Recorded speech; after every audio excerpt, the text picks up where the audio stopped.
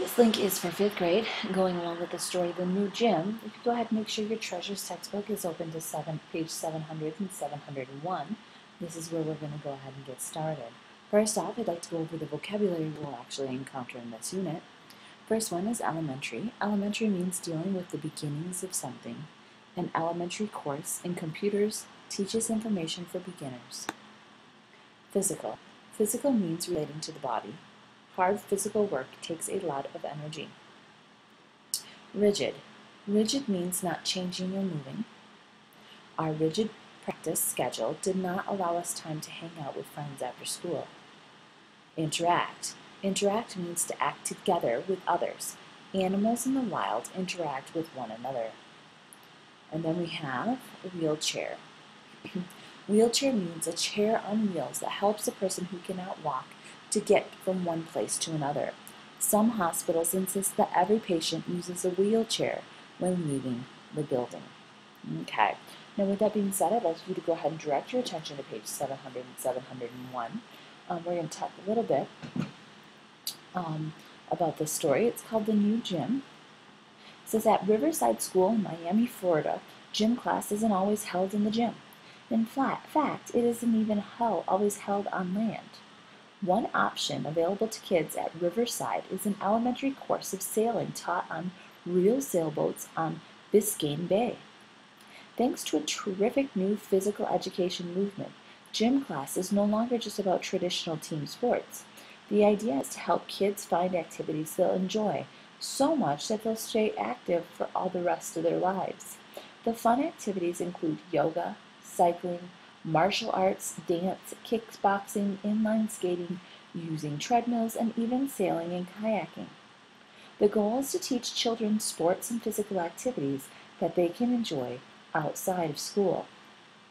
Now, advocates of this new gym class points to the studies that show kids are less active than ever before. They believe that children's natural boundless energy isn't being channeled into healthy activities for a lifetime. 1 in 4 kids get no physical education in school at all. Kids' general activity level is at its highest in 10th grade, but then slowly declines all the way into adulthood. That's what the new movement is designed to change. Satellite guidance for blind. Before leaving her apartment, Carmen Ferrandez, a blind woman living in Madrid, Spain, used to carefully memorize her route. If she didn't, she would get lost. But a new device using GPS, which is Global Positioning Satellite, technology frees her from such a rigid routine. Using the gadget's braille keypad, she punches in her destination. As she walks, the device calls out her directions to her. Now I can walk home by any route, Fernandez says. I've learned so much about my own neighborhood. Now, while the current technology cannot guarantee total accuracy, it already grants a new level of freedom for visually impaired. It allows them to interact more directly with their surroundings and their neighborhoods. Soon, I'll be giving directions to the taxi driver, said Fernandez. The Second Olympics. Every 2 years, men and women from around the world come to compete in the Olympic Games. However, this is not the only time a gold medal is up for grabs. After the Olympics come the Paralympics. The Paralympics are just like the Olympics, but these games are for athletes with physical disabilities. A Paralympic athlete may use a wheelchair to get around with the help of a guide dog in everyday life. Athletes who share a particular disability compete to win medals and set world records. Paralympics want others to see them as world-class athletes whose disabilities do not hold them back. Okay, now with that being said, this week we're going to focus on a comprehension skill, which is basically called persuasion. If you can remember what persuasion is, just realize that one method you can use to help monitor information is to identify persuasive techniques such as glittering generalities, bandwagon testimonials, or loaded words. Glittering generalities are statements which are broad and vague.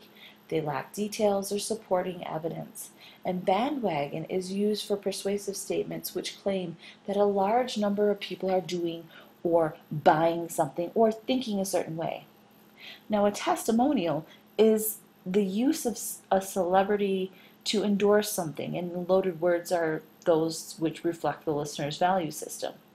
Now, as you as a student read a persuasive article, you should evaluate what you read and decide whether the information is valid. Okay? Now what I'm going to do is I'm going to reread that story, The New Gym, and we're going to look and see if there's any persuasion going on in that particular article. The New Gym. At Riverside School in Miami, Florida, gym class isn't always held in the gym. In fact, it isn't even always held on land. One option available to kids at Riverside is the elementary course in sailing taught on real sailboats on Biscayne Bay. Thanks to a terrific new physical education movement, gym class is no longer just about the traditional team sports.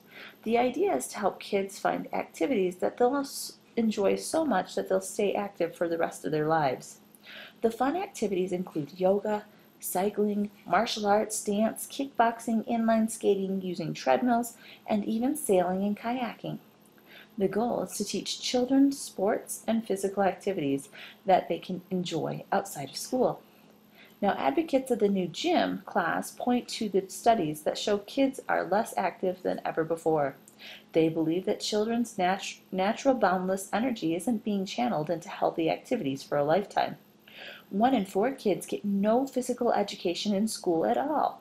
Kids' general activity level is at its highest in 10th grade, but then slowly declines all the way down into adulthood. That's why the new movement is designed to change. Now, with that being said, now the author cites that the statistic that 1 in 4 kids get no physical education in school at all. How can I check the validity of this information? How can I check that it's valid?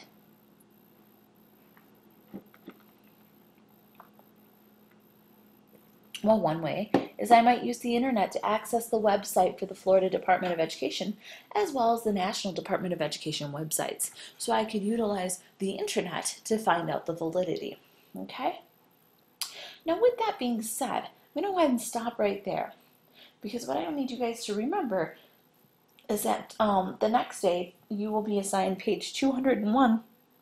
It's a practice book page, and you're going to have to as well come up with some techniques of persuasion and determine if it's a bandwagon, if it's a repetition, if it's a slogan, if it's a testimonial, if it's an emotional appeal, and those definitions are actually on that workbook page, so you won't have to be looking those up. But of course, at any time, if you have further questions or concerns about techniques of persuasion, do not hesitate to contact me either at the Learning Center, on phone, the email, or during the virtual office hours.